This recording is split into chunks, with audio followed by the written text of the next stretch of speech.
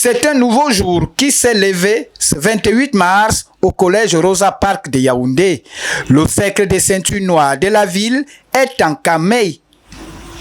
Après une marche sportive, l'occasion leur a été donnée de revenir sur les fondamentaux pour la formation de leurs élèves. L'objectif, c'est harmoniser les techniques et pour que le centre sorte toujours grand et regardé dans ses combats tant au niveau national qu'international.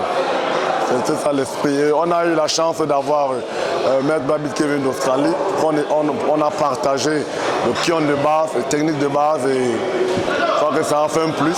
Les maîtres vont rentrer dans les clubs et développer les principes qu'on a travaillé aujourd'hui.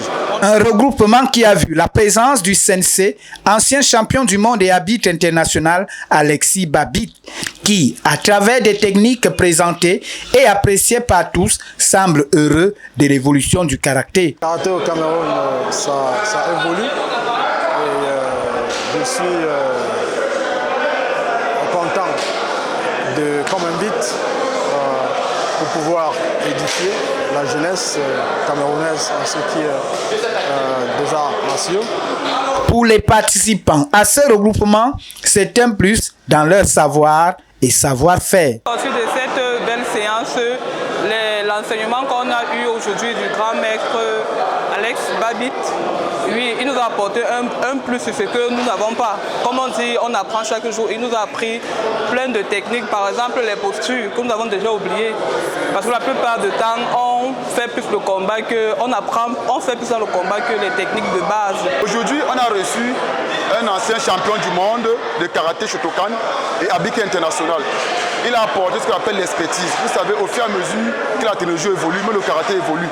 Il nous a apporté l'expertise dans la réaction, la vivacité, la puissance dans nos techniques. C'est ce qu'on a retenu aujourd'hui par l'expert mondial. Des belles retrouvailles en somme pour le karaté camerounais dans ce dojo de fortune. La satisfaction à travers des exercices, des katas pour ses maîtres se lisait au fur et à mesure.